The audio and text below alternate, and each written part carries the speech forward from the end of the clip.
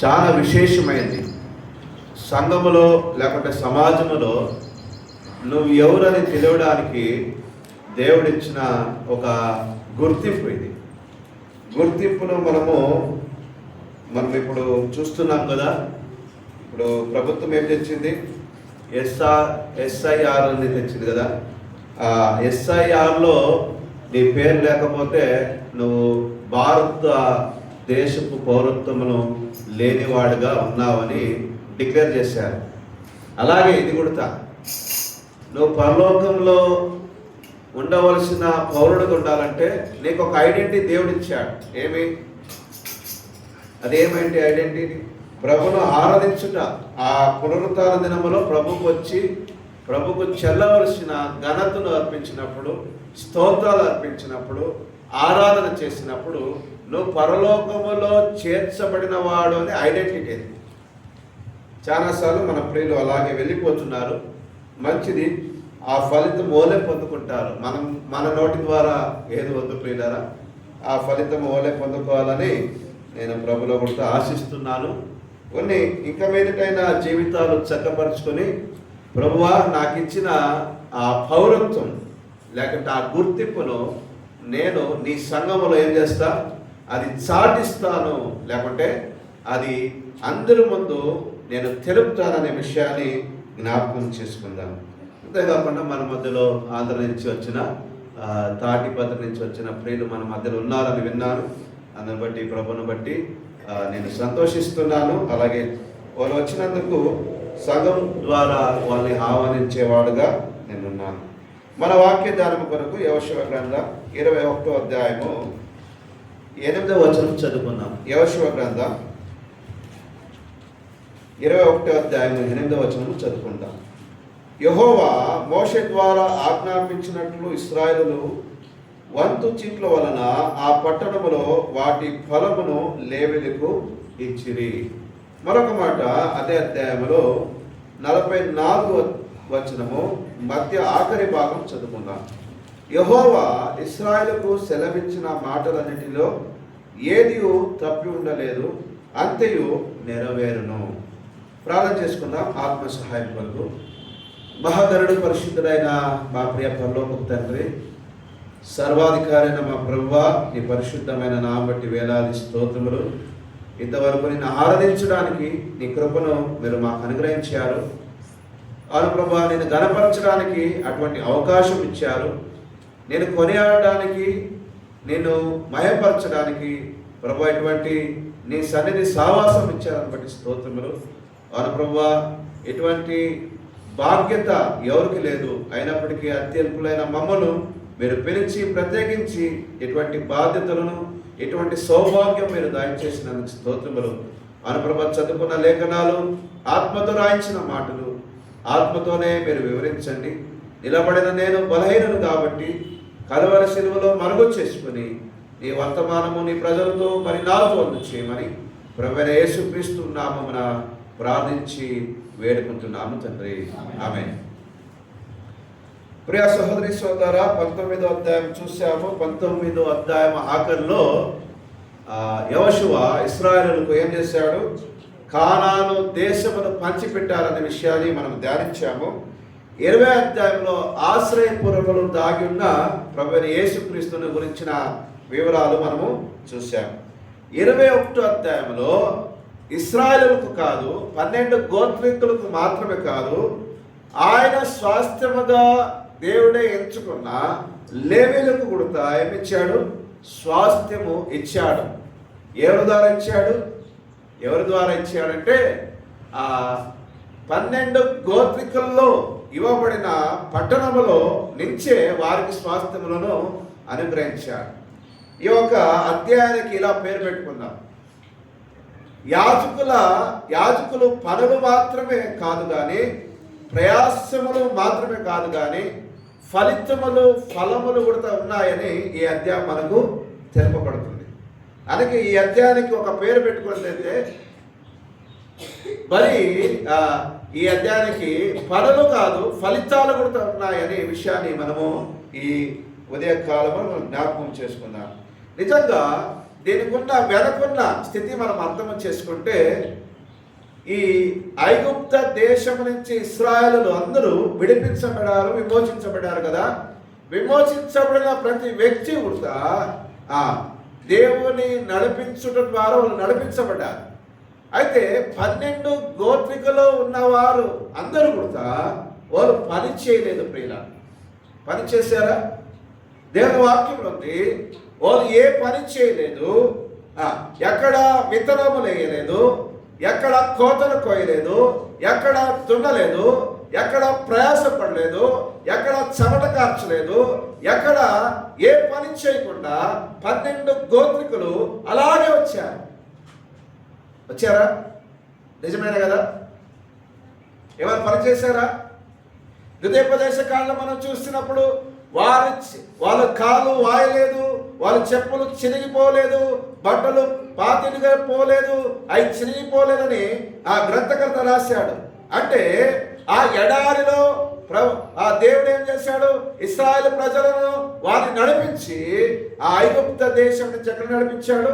కానానుకు నడిపించాడు. కానానుకు చేరుకున్న తర్వాత యెహోషువ నాయకత్వంలో ఇశ్రాయేలుల 12 గోత్రికులకు ఏమిచ్చింది? స్వాస్థ్యములు ఇచ్చాడు. ఇక్కడ ఒక విషయాన్ని మీకు గుర్తు చేయాలని ఆలోచిస్తున్నాను. ఈ 40 సంవత్సరాల ప్రయాణములో ఐగుప్తు నుంచి విడిపించబడిన ఇశ్రాయేలుల ప్రయాణములో పనిచేసిన వారు ఎవరు? పనిచేసిన వారు ఎవరండి? పనిచేశారా? అందరూ ఊరికనే ఉన్నారు. 40 సంవత్సరాలు దేవదూతులు భుజిస్తున్న మన్నను వారు భుజించారు. ఎప్పుడైతే ప్రభు చెప్పాడో అక్కడి నుంచి వాళ్ళ ప్రయాణమును ముందు కొనసాగారు. నీళ్ళనిచ్చాడు, ఆహారమునిచ్చాడు, మాంసమునిచ్చాడు. అందరూ ఎవరు పని చేయలేదు, చేసిన వారు ఒకరే. ఎవరండి? ఎవరు చేసింది? లేవీలు అనబడుచున్న యాజకులు మాత్రమే పనిచేశారు. మీరు చూసినప్పుడు నిర్గమకాండం 19 అధ్యాయానికి వచ్చినప్పుడు, 19-20 అధ్యాయానికి వచ్చినప్పుడు సీనాయి పర్వతం మీదకి ఆ దేవుడు తన ప్రత్యక్షతను కనపరిచినప్పుడు అక్కడ దశాజ్ఞలు వాళ్ళకి ఇవ్వబడింది. 25 అధ్యాయము లేకుంటే నిర్గమకాండం 40 అధ్యాయం మనం చూసినప్పుడు మందిరపు ప్రత్యక్ష గుడారపు మందిరపు ఆ పని ముగించిన తర్వాత మందిరములో అప్పటి నుంచి పనిచేస్తున్న వచ్చిన వారు ఎవరు? లేవీయులు మాత్రమే. ఇశ్రాయేలు పనిచేశారా? 40 సంవత్సరాలు ప్రత్యక్ష గుడారం ఉన్నది కదా. వాళ్ళు ఎక్కడ వెళుతున్నప్పుడు ఆ ప్రత్యక్ష గుడారంలో వాళ్ళు కూడా తీసుకుని వెళుతున్నారు కదా. అక్కడ పనిచేసిన వారు ఎవరండి? లేవీయులు తప్ప ఇశ్రాయేలుల 12 గోత్రముల వారు పని చేయనే లేదు. అందుకే చెప్తున్నాను, యాజకులకు పనులు మాత్రమే కాదు, ప్రయాసము మాత్రం కాదు, ఈ అధ్యాయంలో ఫలితముడత యెహోషువ నాయకత్వములు అనుగ్రహించాడు. ఇశ్రాయేలు 40 సంవత్సరాలలో ఏ కష్టం లేదండి, ఏ కష్టం లేదు. రేపటి దినం ఏం భుజించాలని వారికి ఆలోచన కూడా లేదు. ఏ బట్టలు ఉతుక్కోవాలా, ఏది వేసుకోవాలా ఆలోచన లేదు. ఎక్కడ పోయి దున్నాలా, ఎక్కడ చెమట కార్చాలా, ఎక్కడ విత్తనాలు వేయాలా, ఎక్కడ కోతలు కోయాలా, ఎక్కడ సమకూర్చుకోవాలా ఆ ఒక ఆలోచన లేదు. ఒకరికి మాత్రమే పని అప్పగించబడింది. ఒకరు మాత్రమే దేవుని పక్షాన నిలబడిన వారు, ఒకరు మాత్రమే. అందరూ దేవుని విరుద్ధంగా నడిచిన వారు కానీ, అయితే ఇశ్రాయేలు పక్షమున దేవుని పక్షమున నిలిచిన వారు ఎవరంటే అది లేవీయులు మాత్రమే. చూడండి, నిర్గమకాండం ఒక విషయాన్ని గుర్తు చేయాలని ఆలోచిస్తున్నాను. నిర్గమకాండం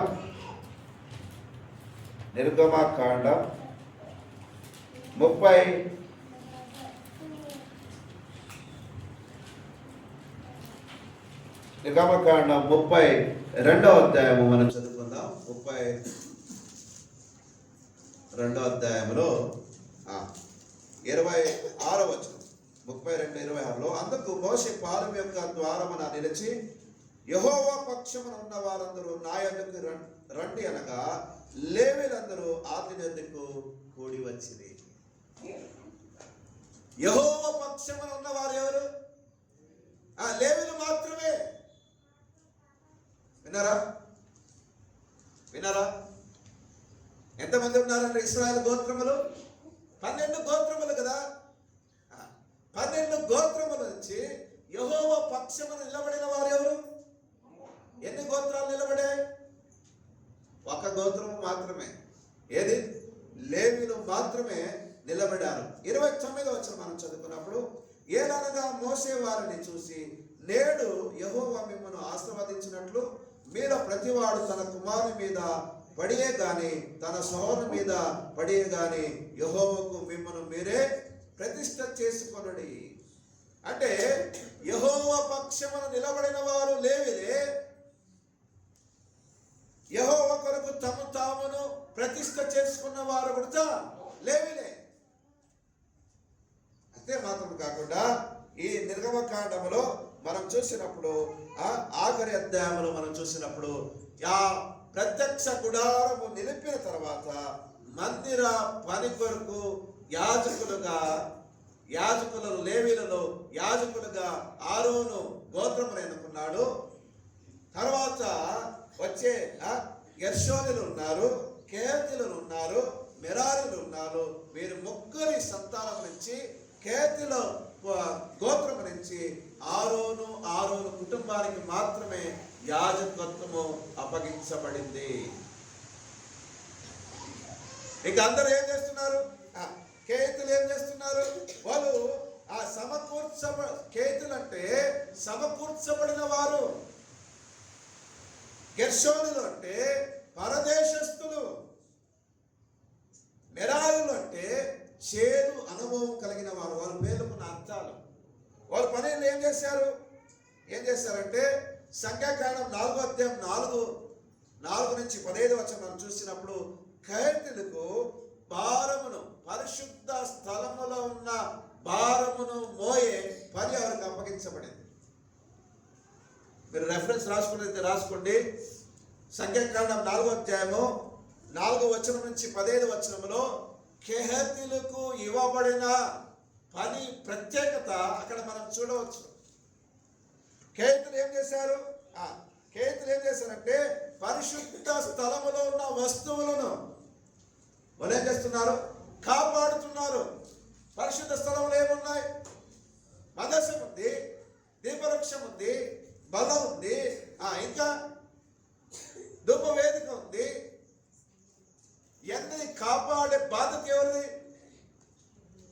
ఎవరిదండి? కేతీయులకు మాత్రమే. రెండవదిగా గెర్షోనులు వస్తున్నారు. అదే సంఖ్యాకాండం 4వ అధ్యాయం 21 నుంచి 28 వచ్చి మనం చదువుకున్నప్పుడు వారు ఏం చేస్తున్నారంటే ప్రత్యక్ష గుడారము యొక్క తెరలు, కప్పులు, తెరవబడిన ప్రాకారము ఇవన్నిటిని మోయడము వారి పని. వీళ్ళు అతి పరిశుద్ధ స్థలానికి వెళ్ళడానికి ఏం లేదు, అవకాశం లేదు. వీళ్ళు మందిరంలో ఉన్నారు, దేవునికి ప్రతిష్ఠించబడిన వారే, దేవుని పక్షంలో ఉన్నవారే.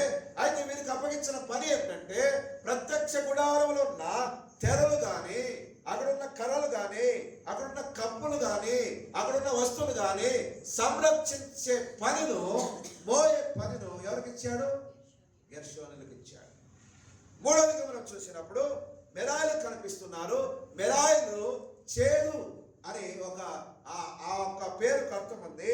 వీరి పని ఏంటంటే గుడారానికి సంబంధించిన పలకలు, స్తంభములు, లేకుంటే ఇంకా ఏమున్నాయో దానికి సంబంధించిన వాటి అన్నిటినీ మోసే బాధ్యత వీరిది మాత్రమే.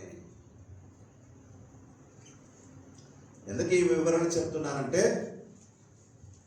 యోషువ గ్రంథములో ఈ దాదాపు 40 సంవత్సరాలు ఆ ఎడారిలో, ఆ ఎండలో, ఎర్రటి ఎండలో పనిచేసిన ఒకే ఒక గోత్రం ఏదంటే అది లేవీయులు మాత్రమే.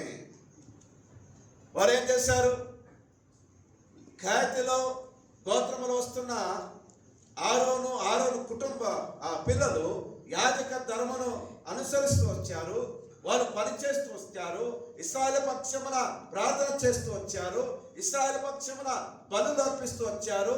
అంతేకాకుండా ఇశ్రాయేలు ప్రయాణమై వెళుతుండగా ప్రత్యక్ష గుడారములో ఉన్న పరిశుద్ధ స్థలముల ఉన్న ప్రతి వస్తువును కాపాడే బాధ్యత ఎవరిదండి?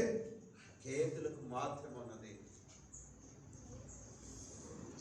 ఇప్పుడు నేను ఒక ప్రశ్న అడుగుతున్నాను. ఇశ్రాయేలు ప్రయాణములు పనిచేసిన వారు ఎవరు? లేవీయులు మాత్రమే. పని చేయని వారు ఎవరు? ఇశ్రాయేలు 12 గోత్రికులు పని చేయలేదు. యుద్ధాలు చేశారు, పనులు చేశారా? పని ఎందుకు చేస్తామండి? పనులు మనం ఎందుకు చేస్తున్నాం ఈరోజు? కుటుంబ పోషణ కొరకు, ఇంకా తేటగా చెప్పాలంటే మన కడుపును నింపుకోవడానికి ఈ మాటలు చెప్పచ్చు. అంతే కదా? కుటుంబ పోషణ అంటే ఏమి? దుస్తులు వేసుకోవడమనా? కాదండి. దుస్తులు ఉన్నా లేకపోయినా మనం బ్రతకొచ్చు. ఆహారము లేకుండా, నీళ్లు లేకుండా, వైద్యకమైన సౌలభ్యము లేకుండా, లేకుంటే అస్వస్థతలు ఉన్నప్పుడు ఆరోగ్యానికి సంబంధించిన ఒక స్థితి లేకున్నప్పుడు మనం ఏం చేస్తామండి? ఎందుకు డబ్బులున్న ఏది ప్రయోజనం లేదే, ఇల్లున్న ప్రయోజనం లేదే, భార్య ఉన్న ప్రయోజనం లేదే, పిల్లలున్న ప్రయోజనం లేదే. ఇదే కదా వచ్చే తలపులు. మనం ప్రయాసపడుతున్నదేమి? ఒక మాటలు చెప్పాలంటే మన కడుపును నింపుకోవడానికి, మన కుటుంబ కడుపును నింపడానికి మనం పని చేస్తున్నాం. ఇశ్రాయేలు గోత్రంలో 12 గోత్రికులు యుద్ధాలు చేశారు. కడుపు నింపుకోవడానికి కాదు వాళ్ళు చేసింది. వాళ్ళు కానానును స్వతంత్రించుకోవడానికి యుద్ధాలు చేశారు. అవునా? అయితే పనులు చేసింది లేవీయులు మాత్రమే. ఏం చేశారు? ప్రతిరోజు ప్రత్యక్ష గుడారానికి వెళుతున్నారు. ప్రతిరోజు అక్కడున్న పరిస్థితులలో వాళ్ళు చేస్తున్న ఒక బలులను దేవుని ముందు సమర్పిస్తూ ఆ పనులలో వాళ్ళు ఏమైనారు? ఆ పని కొరకు వాళ్ళు నియమించబడ్డారు. ఆ పనులను వాళ్ళు చేస్తూనే వచ్చారు. ప్రతిరోజు ప్రార్థన చేస్తూనే వచ్చారు. ప్రతిరోజు ఆరాధన క్రమను అది చేస్తూనే వచ్చారు. బలిపీఠం పైన అగ్ని ఆరకూడదని ఒక లేఖనం రాయబడింది. బలిపీఠం ఎప్పుడు మండుచుండాలంటే 12 గోత్రికులు వెళ్ళి అక్కడ బలిపీఠంకు కట్టెలు పెట్టేదని కాదు. ఆ కట్టెలు పెట్టే పని కూడా లేవీయులదే. 24 గంటలు 365 రోజులు కూడా బలిపీఠము పైన అగ్ని ఆరకుండా కాల్చే బాధ్యత ఎవరిది? లేవీయులదే. ఇంకా పరిశుద్ధ స్థలానికి వెళితే దీపవృక్షమును అది ఆరిపోకుండానట్లు దీపవృక్షము ప్రతి 24 గంటలు కొడుతా అది వెలుగుతా ఉండాలని పనిచేసేవారు ఎవరు? లేవీయులే. పని లేని వారు ఎవరండి?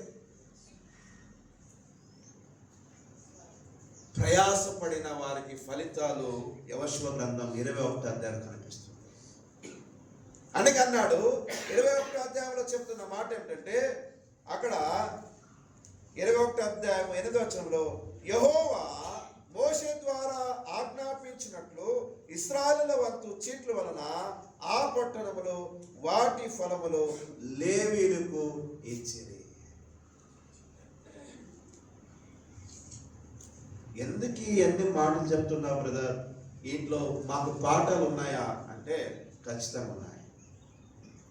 మనము ఎవరండి? మనము ఎవరు? పేతురు రాసిన పత్రిక 2వ అధ్యాయము 9వ వచనం ప్రకారం మనం ఎవరండి? ఎవరు మనము? ఆయన సొత్తు, ఆయన ప్రజలు, రాజులైన యాజక సమూహము మనమే. వేరేవాళ్ళకి పని ఉందో పని లేదో కానీ మనకు పనులు ఖచ్చితంగా ఉంటాయి. యాజకులైన మనకి ఏమైనా ఫలితం ఉందా? ప్రభువును నమ్ముకున్నాము కదా, ఏమైనా ఫలితం ఉందా? పేతురు అంటున్నాడు, ప్రభువా నిన్ను వెంబడిస్తున్నాం కదా, మాకు ఏమి ప్రయోజనము అడిగాడా? అడిగాడు. ఈరోజు మనం ఎందుకు ఈ రక్షణను కాపాడుకోవాలా? ఎందుకు ఈ విశ్వాసమును కాపాడుకోవాలా? ఎందుకు ప్రతి ఆదివారము ప్రభు ఎద్దుకు రావాలా? ఎందుకు స్తుతులు అర్పించాలా? ఎందుకు కానుకలు ఇవ్వాలా? ఎందుకు సేవలో పాలుభాగస్తులుగా ఉండాలంటే మనకు కూడా ముందు రాబోతున్న దినములో ఫలితములు ఉన్నాయి, ఫలాలు ఉన్నాయి. నీ కష్టమే మాత్రమే ప్రభు అన్నాడు, నువ్వు కష్టపడని చెప్పడు. కష్టపడిన తర్వాత జీతం ఇచ్చే పని ఎవరిది? దేవుని యొద్ద ఉన్నది. యాజకులంటే మనమే కదండి. మనకు స్వాస్థ్యం కావాలి కదా, మనకు ఫలితాలు కావాలి కదా. ప్రభుని విశ్వసించిన మనము, ప్రభును నమ్మిన మనము, ప్రభుతో సాగుతున్న మనము, ప్రభు ఇచ్చిన రక్షణ కాపాడుకుంటున్న మనకు కూడా స్వాస్థ్యం కావాలి కదా. ఇచ్చాడా మనకు? ఈరోజు చాలా మంది పై పనిలో చాలా పని చేసేవారు ఉన్నారు. పని చేసిన వారిని సంఘం గుర్తించటం లేదు అనుకున్న వారు కూడా ఉన్నారు. ప్రయాసపడుతున్నారు, చేపలు తీస్తున్నారు, చీపలతో ఈ గుడి అంతా శుభ్రం చేసేవారు ఉన్నారు, వంట చేసేవారు ఉన్నారు, ఇంకా బయట పనులు చేసేవారు ఉన్నారు, పై విచారణ చేసేవారు ఉన్నారు. చాలా మంది మట్టుకు కనిపించని పని చేస్తున్న వారు చాలా మంది ఉన్నారు. దానిలో కూడా కొంతమందికి పేరు ప్రఖ్యాత కొరకు పని చేసేవారు కూడా ఉంటారు. దానికి ఒక మాట ఏంటంటే, యాజకులైన మనం ఏం చేయాలా? ప్రతి పని ఉంది కాబట్టి మనం ఏం చేయాలంటే, మనము పడుతున్న ప్రయాసానికి ఫలితాలు ఉన్నాయి. చూడండి ఒక మాట, కొరింథీయులకు రాసిన మొదటి పత్రిక 15వ అధ్యాయము 58వ వచనం మనం చదువుకుందాం. కాగా నా ప్రియ సహోదరులారా, మీ ప్రయాసము ప్రభునందు వ్యర్థము కాదని ఎరిగి స్థిరులను కదలని వారును ప్రభు కార్యాభివృద్ధి యందు ఎప్పటికీ ఆసక్తులై ఉండుడి.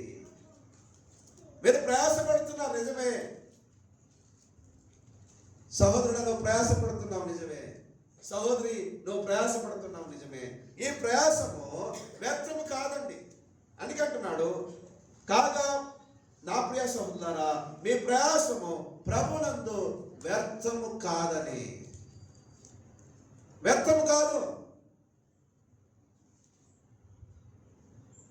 చాలా మట్టుకు పేరు రాకుంటే, ఇంకా వాళ్ళ పేరు రాకుంటే, వాళ్ళ ప్రఖ్యాతికి రాకుంటే, ఇంకా వాళ్ళ స్థితిగతులు చాలా వాళ్ళ ముఖం చూడడానికి కూడా కాదు, అటువంటి ముఖం చిందపుచ్చుకుంటారు.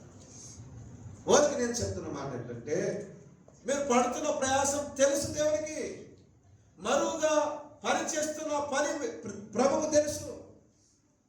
న్యాయాధిపతుల 6వ అధ్యాయంలో గిద్యోను కనిపిస్తున్నాడు. గిద్యోనును ఏం చేస్తున్నాడు? మరుగ్గా గోధుమలు ఏం చేస్తున్నాడు? గోధుమ గింజలను ఆయన తీస్తున్నాడు మరుగ్గా. దేవుడు గిద్యోను చూశాడా లేదా? చూశాడండి. గిద్యోనును చూశాడా లేదా? చూశాడు కదా. ఎక్కడున్నాడు? మరుగ్గున్నాడు. ఏ గోత్రం నుంచి వచ్చాడు?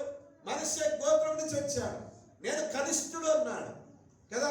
మరుక్కున్న వాడిని ప్రభు ఏం చెప్పాడు? నువ్వు పరాక్రమశాలి అన్నాడు.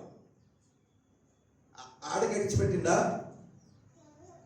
ఇశ్రాయేలుకు న్యాయాధిపతిగా గిద్యోనును కూడా ఎంచుకున్నాడు. నువ్వు మరుగ చేస్తున్న పనిలో ప్రభు నేను చూస్తున్నాడని నువ్వు గుర్తెరగాల. నువ్వు మరుగ చేస్తున్నావు నిజమే, ఎవరు తెలియక చేస్తున్నావు నిజమే. చాలా మంది మరుగ చేస్తారండి. ఏదైనా సభలు ఏర్పాటు చేయాలంటే మరుగ్గా డబ్బులు ఇస్తారు. బ్రదర్ నా పేరు చెప్పదు అంటారు. మరుగ్గా వస్తువులు తెస్తారు, నా పేరు చెప్పదు అంటారు. ప్రతి మరుగ్గా చేస్తున్న పనిను ప్రభు ఏం చేస్తున్నాడు? చూస్తూనే ఉన్నాడు. అందుకే కొరింథీ పత్రికలో అన్నాడు, మీరు ప్రభునందు పడుతున్న ప్రయాసము వ్యర్థము కాదు. వ్యర్థం కాదంటే ఏముంది? మరి ఏముందండి? శిష్యులకు ఏం చెప్పాడు చూడండి ఒక మాట. శిష్యులకు లూకా రాసిన సువార్త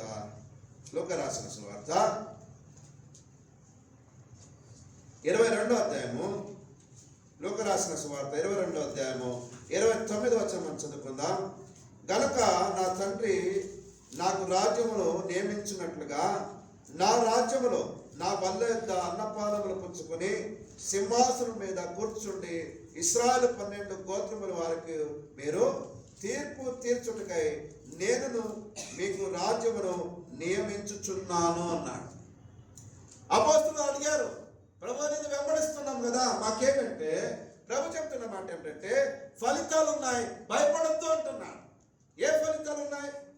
నేను సింహాసనం ఎక్కినప్పుడు, లేకుంటే నేను రాజ్యమును ఈ భూలోకములో తెచ్చినప్పుడు, అప్పుడు మీరు నా రాజ్యములో ఏమైనారు? సింహాసనం మీద కూర్చుండి.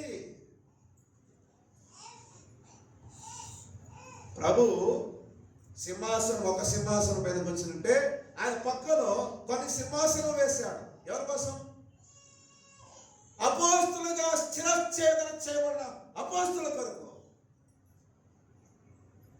ఈరోజు ప్రభు పని కొరకు చాలా వ్యసన పడుతున్నా. నేను కసువు ఊడ్చాలా అంటున్నా, నేను కిటికీలు శుభ్రపరచాలా అంటున్నా, నేను టాయిలెట్ కడగాలా అంటున్నా. నువ్వు కడగకపోతే ఇంకెవరు కడుగుతారు? యాజకుడు బల్లను మెరచడానికి మాత్రమే, ఆయనకు మాత్రమే ఓకేనా? యాజకుడు అంటే ప్రతి పనులు చేయాలి కదా. నాకు యాజక ఆ పేరు మాత్రం కావాలి, వేరే అన్నీ వద్దండి. బల్ల వెలిచిపోతాను. ఇది అసహ్యమైన పనులు.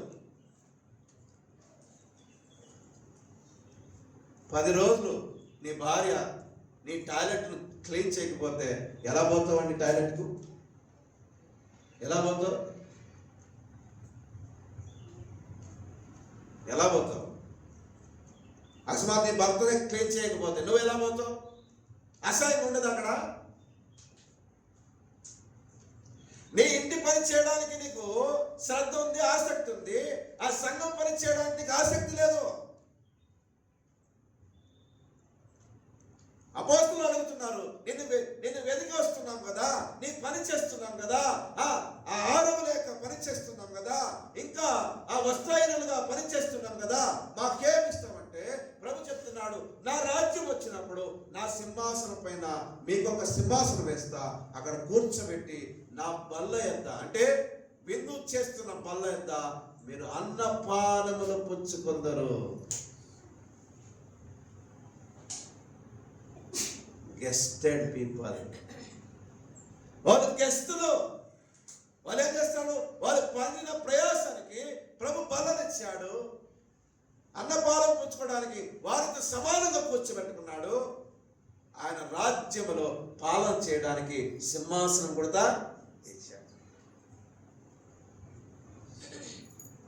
ఈరోజు చాలా మంది అదే అడుగుతున్నారు, అలా ఇటువంటి పని చేస్తుంది కదా, నాకేమి ఇస్తావు? మాకు దేవుడు ఏమిస్తాడు? ఒక్క పనికి ఒక్క గ్లాసు నీళ్ళకు ప్రభు ఆయన మరలా నీకు ఇవ్వకుండా ఉండేవాడు కాదు.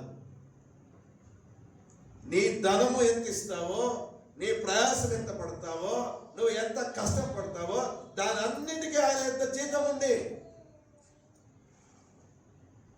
ఇశ్రాయేలు 12 అపోస్తలులకు సింహాసనం వేశాడు.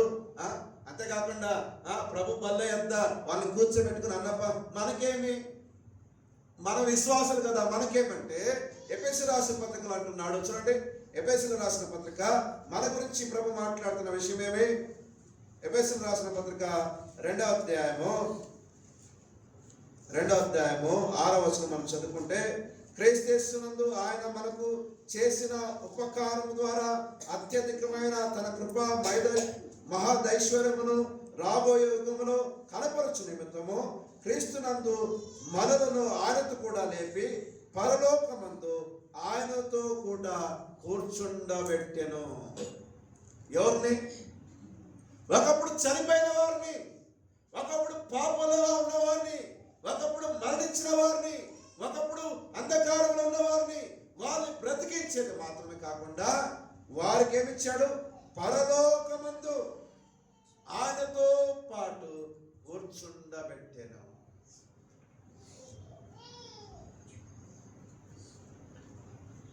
మనకు సింహాసనం ఉన్నాయండి.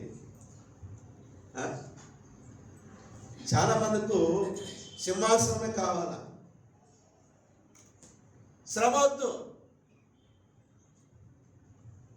నిందొద్దు, అవమానం వద్దు.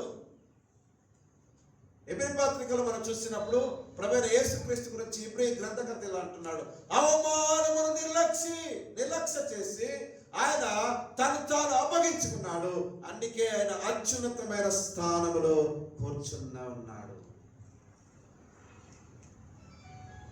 శిలవకు ముందు, సింహాసనకు ముందు శిలవలో అవమానం పడాలి. ఈరోజు చాలా మందికి అవమానం వద్దు, సింహాసనం మాత్రమే దృష్టిస్తుంటారు. నాకు పదవులు కావాలా, నాకు ఎల్డర్షిప్ కావాలా, నాకు డీకన్లు కావాలా, నువ్వేమో వాక్యం అందించాలా. మీరు వాక్యం అందించడానికి చెప్తున్న వాక్యం అంటే యాకోబు ఇలా రాస్తున్నాడు, బోధకులుగా ఉండకూడదు, మీకే కఠినమైన శిక్ష ఉంది అన్నాడు. వాక్యం చెప్పే తేలిక కాదండి, వాక్యం చెప్పే తేలిక కాదు. వాక్యకు ముందు జీవితం బాగుండాల. వాక్యం అందరూ చెప్తారు, పిహెచ్డి చేసిన వారు ఉన్నారు, డబుల్ డిగ్రీ చేసిన వారు మన చాలా మంది ఉన్నారు కదా. నేను అంత విద్యాభ్యాసం చేయలేదు, చాలా చిన్న చదివే, అంటే డిగ్రీ వరకు పోయాను అంతే. అది ఇంగ్లీష్ మీడియం కూడా కాదు, కన్నడ మీడియంలో అక్కడి వరకు వెళ్ళాను. మనకు కావాల్సినది పదవులు కాదు, మనకు కావాల్సింది సింహాసనం కాదు, ముందు సిలువ. మన జీవితాలు, బ్రతుకులు, కుటుంబాలు బాగున్నప్పుడు వాక్యం అందించాల. ఏ బాధ లేకుండా వాక్యం అందించవచ్చు, తప్పలేదని అందించవచ్చు. చాలా మంది అందిస్తున్నారు. కూర్చున్న వారు వారి వాక్యం వినరు, విన్నట్టుగా ఉంటారు కానీ, ఇక్కడే ఉన్నట్టుగా ఉంటారు కానీ, విన్నట్టుగా ఉంటారు కానీ అయితే వారు వినరు. వారి మనసులో ఒకటి తిరుగుతూ ఉంటుంది. ఏమంటుంది తెలుసా? వాళ్ళ బతుకులే బాగలేదు, నాకు బుద్ధి చెప్పడానికి స్టేజ్ ఎక్కాడు అంటాడు. అవునా? వాక్యకు ముందు బతుకు బాగుండాలా, జీవితం బాగుండాలా, సాక్ష్యం బాగుండాలా, కుటుంబాలు బాగుండాలా, కుటుంబంలో ఉన్న పరిస్థితులు బాగుండాలా, అక్కడ సమాధానం ఉండాలా, అక్కడ నెమ్మది ఉండాలా, అక్కడ పరిశుద్ధత ఉండాలా, అక్కడ నీతి ఉండాలా, అక్కడ న్యాయం ఉండాలా, అక్కడ ప్రభు కొరకు ప్రత్యేకించబడిన కుటుంబం ఉన్నప్పుడు మాత్రమే మనం ఏం చేయగలము? వాక్యమును అందించడానికి సాధ్యం. ఏదే త్యాగభరితమైన జీవితం లేకుంటే దేవుడు సింహాసనం ఎక్కనివ్వడు. సింహాసనం ముందు సిలువ చూడాలా, శ్రమలు అనుభవించాలా, అవమానం పడాలా, ఇంకా అసభ్యంగా మాట్లాడతారు చాలా మంది. అయితే లేవీయులకు ఏం చెప్పాడు? పనులు మాత్రమే కాదు, ఫలితాలు ఉన్నాయి. లేవీకి ఏం చెప్తున్నాడు? పనులు మాత్రమే కాదు, ప్రయాసమే మాత్రమే కాదు, నా కొరకు 40 సంవత్సరాలు ప్రత్యక్ష గుడారములో ఎవరు పని చేసినా పని చేయకపోయినా మీరు నా పక్షము నుండి నా కొరకు ప్రతిష్ఠించబడి ఆ ప్రభు దేవాలయంలో ఆ ప్రత్యక్ష గుడారములో పని చేస్తూనే వచ్చారు, మీకు ఫలితం కూడా ఇస్తాను.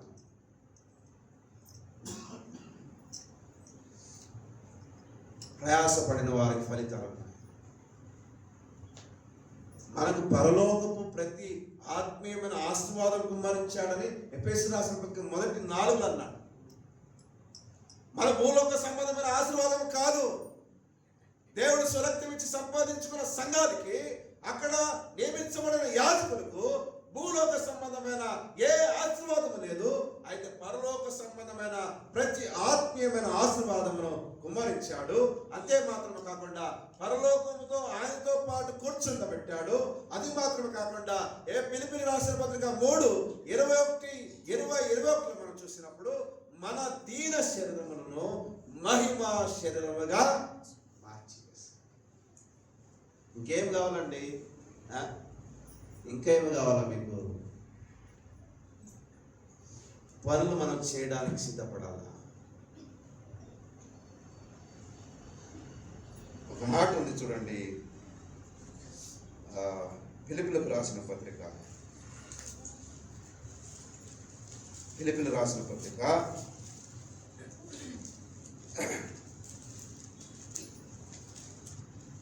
2వ అధ్యాయము 4వ వచనం. మీలో ప్రతివాడు తన సొంత కార్యములు మాత్రమే కాక ఇతర కార్యములు కూడా చూడవలెను. ఇంకా 20వ వచనం చదువుకుందాం. మీ క్షేమ విషయంలో నిజముగా చింతించువాడు అతని వంటి వాడు నా యొద్ద లేడు. అందరూ తమ సొంత కార్యములే చూచుకొనుచున్నారు కానీ యేసుక్రీస్తు కార్యములు చూడరు అన్నాడు. ఈరోజు చాలా మందికి వాళ్ళ సొంత కార్యములు అవసరం. మంచిదండి, చాలా మందికి సమయం దొరకదు, చేసుకోండి, మంచిది. అయితే ప్రభు కార్యములు చేసేవారు కూడా ఉన్నారు. అంటే ప్రభు కార్యము చేస్తున్న వారు అక్కడికి అంటున్నాడు 20వ వచనంలో తిమోతి గురించి చెప్తున్నమాట. మీ క్షేమ విషయమై నిజముగా చింతించేవాడు అతని వంటి వాడు నా యొద్ద లేడు. అతడు ఏం చేస్తున్నాడు?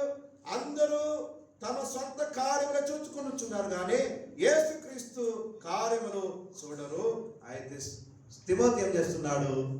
అందరి కార్యములు మాత్రమే కాకుండా క్రీస్తు తనకు అప్పగించబడిన పనులు కూడా చేస్తూనే ఉన్నాడు. ఒక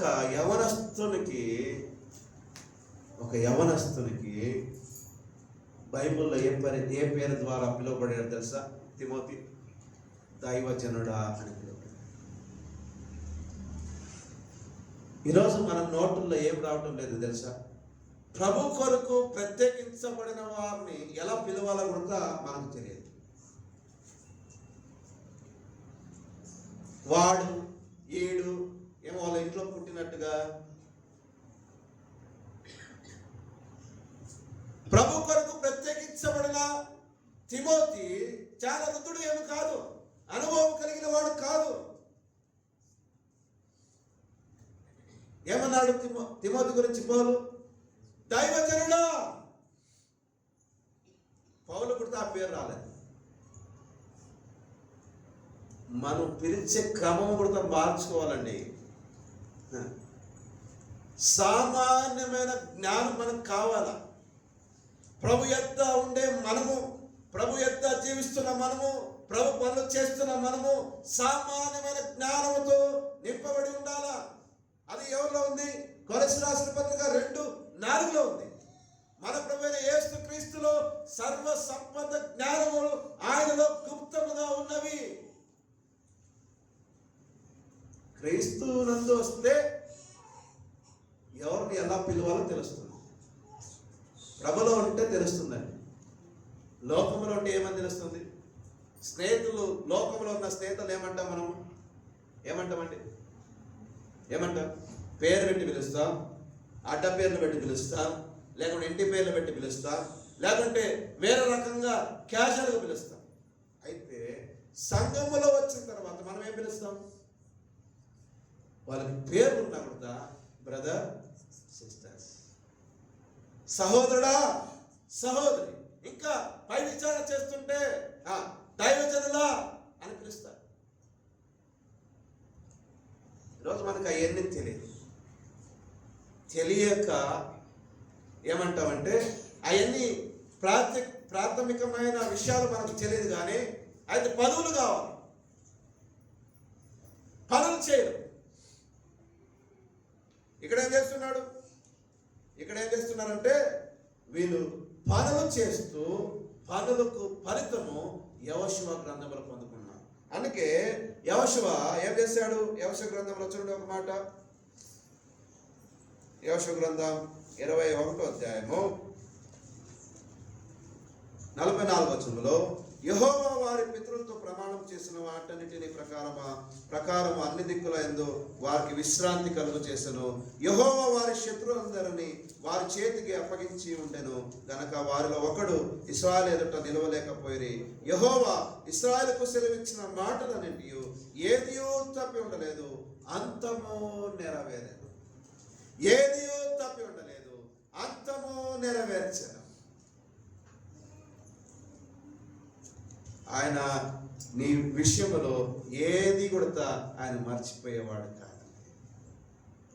అంతా నెరవేరుస్తాడు. ఒక దినం వస్తుంది, ఒక గడి వస్తుంది. ప్రభు అప్పగించిన పనిని నమ్మకముగా చేస్తే మంచి దాసులను పిలుస్తాడు. లూకా రాసిన సువార్త 20వ అధ్యాయంలో మనం చూస్తున్నాం. అక్కడ 10 నాణ్యంలో ఒకరికి, 5 నాణ్యంలో ఒకరికి, 2 నాణ్యంలో ఒకరికి, 1 నాణ్యం ఒకరికి ఇచ్చిన వానికి అక్కడ ఆ ఒక ఉపమానం చెప్పాడు. ఎవరైతే 10కి 10 సంపాదించుకున్నాడో వారిని ఏమన్నాడంటే బల నమ్మకమైన మంచి దాసు. పని చేసే వారికే ఆ ఒక పదవులు ఇచ్చేది. ఏం చేశాడు? 10కి 10 సంపాదించుకున్నాడు, 5కి 5 సంపాదించుకున్నాడు, 2కు 2 సంపాదించుకున్నాడు. ఒకటి ఏం చేశాడు? ఒకటి ఉన్నవాడు దాచిపెట్టాడు. ఈరోజు మనం అదే చేస్తుండేది. నీకు ఇచ్చేది ఒకే కృపావరం. వింటున్నావా? సహోదరులకి పక్క చెప్తున్నా, సహోదరులకు కూడా కృపావరం ఇచ్చాడు. నీకు ఇచ్చినది ఒకటే ఉండొచ్చు. నువ్వేం చేస్తున్నావు? దాచిపెట్టుకుంటున్నావు. నేనేమంటాడు? నేను కాదండి, దేవుడు అక్కడ ఏమన్నాడు? ఓ చెడ్డదాసుడా. ఈరోజు ఆ మాట మనం చెప్తే, ఈ వేదిక పైన చెప్తే, ఓ నన్ను చెడ్డవాడు అన్నాడు. దేవుడు నీకు ఇచ్చిన కృపావరమును దాచుకుంటున్నావు కదా. నువ్వు చెడ్డవాడవా మంచివాడవా? ఏమిటండి? పాటలు వరం ఇచ్చాడు, వాక్యం అందించే వరం ఇచ్చాడు, స్తుతులు చెల్లించే వరం ఇచ్చాడు, చేతులు ఇచ్చాడు, కాలు ఇచ్చాడు, ఆరోగ్యం ఇచ్చాడు, అన్ని ఇచ్చాడు కదా. మరి ఏం చేస్తున్నావు? వాళ్ళు పాటలే పాడు, గమ్మలు కూర్చొని ఉంటారు. ఇంట్లో బాగా మాట్లాడతారు, సమాజంలో బాగా మాట్లాడతారు, ఫ్యాక్టరీలో బాగా మాట్లాడతారు, పనిలో బాగా మాట్లాడతారు. అక్కడ బాగా గొంతు బాగుంది. సంఘానికి వచ్చిందే పాటలు పాడు, సంఘానికి వచ్చిందే వాక్యం చదువులు, సంఘానికి వచ్చిందే స్తుతులు చెల్లించారు, సంఘానికి వచ్చిందే మౌనం పాటిస్తారు, సంఘానికి వచ్చిందే చాలా సభ్యుడిగా నటిస్తారు, సంఘానికి వచ్చిందే చాలా భక్తిగా ప్రవర్తిస్తారు. అయితే బయట ఏమీ లేదు.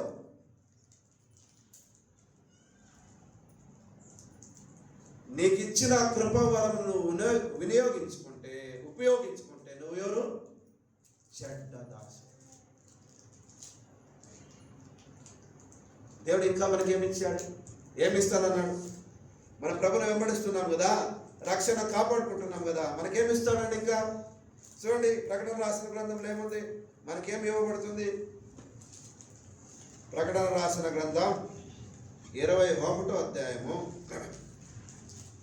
21వ అధ్యాయములో మనం చూస్తే చూడండి, 4వ వచనం చదువుకున్నాం. 4వ వచనం నుంచి చదువుకున్నాం. ఆయన వారి కన్నుల ప్రతి బాష్పీతమును తుడిచివేయును. ఎక్కడ? పరలోకములో. మరణము ఇక ఉండదు, దుఃఖమైనను ఏడ్పైనను వేదనైనను ఇక ఉండదు. మొదటి సంగతులు గతించిపోయినను సింహాసనం నుండి వచ్చిన గొప్ప స్వరము చెప్పుట వింటిని. ఇంకా 12వ వచనం మనం చదువుకున్నప్పుడు, 12వ వచనం మనం చదువుకుంటే 10 చదువుకుంటే, ఆత్మవశుడై ఉన్న నన్ను ఎత్తైన గొప్ప పర్వతం మీదకి కొనిపోయి యెరూషలేము పరిశుద్ధ పట్టణమును దేవుని మహిమగల పరలోకమందున్న దేవుని యొద్ద నుండి దిగివచ్చుట నాకు చూపెను. దాని యందలి వెలుగు దగదగ మరియు సువర్ణ కాంతి వంటి అమూల్య రత్యము పోలి ఉన్నది. ఆ పట్టణపు ఎత్తైన గొప్ప ప్రాకారములు 12 గుమ్మములు ఉండెను. ఆ గుమ్మముల యొద్ద 12 దేవదూతలు ఉండిరి. ఇశ్రాయేలులో 12 గోత్రములు నామములు ఆ గుమ్మములకు మీద రాయబడి ఉన్నవి. 14వ వచనం చూసినప్పుడు, ఆ పట్టణపు ప్రాకారం 12 పునాదులు గలు, ఆ పునాదుల పైన గొర్రెపిల్ల యొక్క 12 అపోస్తుల 12 పేర్లు కనబడుచున్నవి. అపోస్తులకు మాత్రమే కాదు, ప్రకటన గ్రంథము 7 సంఘాలలో ఒక మాట చెప్పాడు. అపోస్తులకు మాత్రమే కాదండి, ఎవరైతే ఇది జయిస్తారో వారికి క్రొత్త పేరుని ఇస్తానన్నాడు కదా. ఏమిస్తానన్నాడు? జీవవృక్ష పండుని ఇస్తానన్నాడు, జీవ కిరీటం ఇస్తానన్నాడు, అక్షయ కిరీటం ఇస్తానన్నాడు, పరలోకములో వారి పేరును లిఖించబడతానని చెప్పాడు.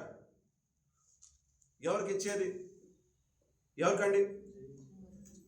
జయించిన వారికి, ప్రభులో ప్రయాసపడే వారికి, కష్టపడే వారికి, పనులు చేసేవారికి, ప్రభుతో ఉన్నవారికి, రక్షణ కాపాడుకున్న వారికి, కృపవరములు తమకు అప్పగించిన కృపవరములు వినియోగించే వారికి. చాలా మంది పురుషులు ఉన్నారు, కృపవరములు ఉన్నాయి, అయితే నోరు తెరవటంలే. నేను ఏమంటాడు దేవుడు? చెడ్డ దాసుడు అంటాడు తప్ప మంచి దాసుడు, మంచి నమ్మకమైన దాసుడు రాయిడ పరలోకంలో ఒక సింహాసనం వేశాను, కూర్చొని ఆ పక్కన అంటాడా?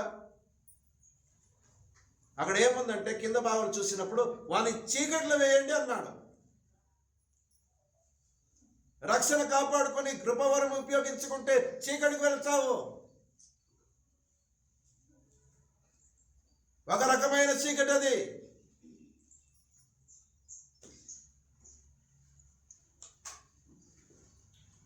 యెహోషువ ఇశ్రాయేలుకు మాత్రమే స్వాస్థ్యం పంచబెట్టలేదు, కానీ వెనక ప్రయాసపడిన లేవీలను దేవుడు గుర్తు చేసుకున్నాడు. దేవుడు తెలుసండి, మన జీవితం తెలుసు, మన ప్రయాసం తెలుసు, మన కష్టాజితం తెలుసు, మన కన్నీరు తెలుసు, మన వేదన తెలుసు, మన నిట్టూర్పు తెలుసు, మన అప్పులు తెలుసు, మన కుటుంబ సమస్యలు తెలుసు, మన పడుతున్న ప్రతి ప్రయాసము ఆయన ఎరుగును. ప్రభు చెప్తున్నాడు, రక్షణ కాపాడుకో, విశ్వాసమును కాపాడుకో, విశ్వాసమును కాపాడుకో, నీకు అప్పగించిన ఆ వాక్యమును కాపాడు. నీకు ఇచ్చిన కృపావరమును ఉపయోగించకపోతే చెడ్డ దాసుడుగా మారుతాడు. ప్రయాసపడండి, ఫలితాలు ఉన్నాయి. సెలవు దగ్గరకు రండి, సింహాసనం ఉంది. నువ్వు పడుతున్న ప్రతి ప్రయాసానికి ప్రభు ఏం చేస్తున్నాడు?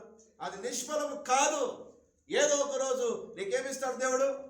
సింహాసనం ఇస్తాడు, కిరీటాలు ఇస్తాడు, జీవవృక్షపు పండునిస్తాడు, పరలోకపు స్వాస్థ్యం ఇస్తాడు, నీ దీనమైన శరీరమును మహిమ శరీరంగా మారుస్తాడు, నీకు కన్నీళ్ళు లేకుండా చేస్తాడు, నీకు వేదన లేకుండా చేస్తాడు, నీకు సమస్య లేకుండా చూసుకుంటాడు, నీ కన్నీళ్ళు తుడుస్తాడు ఒకరోజు. అయితే నువ్వు అంతకుముందు ఏం చేయాలా? ప్రయాస. ఫలితాలు ఉన్నాయి, ఫలములు ఉన్నాయి. యెహోషువ గ్రంథంలో చెప్తున్న మాట ఏమిటంటే, లేవీయులకు ఉడత స్వాస్థ్యములు ఇచ్చాడు. దేవుడు లేవీయులను జ్ఞాపకం చేసుకున్నాడు. దేవుడు ఎన్నడూ మర్చిపోడండి.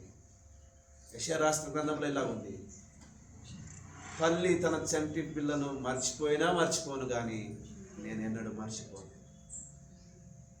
మరవని వాడు ఆయన, కదలని వాడు, మరవని వాడు, జ్ఞాపకము చేసుకునేవాడు, నీ అక్కను తీర్చేవాడు, నీ దుఃఖమును నుంచి తీసివేసేవాడు ఆయన మరవని వాడు. దయచేసి ఆ మరవని వాని దగ్గరికి మనం చేరవద్దాం. దేవుడు ఈ మాటలు మన కొరకు దీవించి ఆస్వాదించబడుగాక. ఒక నిమిషం మనము పరీక్షించుకుందాం. కళ్ళు మూయండి. ఒక నిమిషం మనము పరీక్షించుకొని ఒకసారి మనం దేవుని ఆత్మ చేతికి అప్పగించుకొని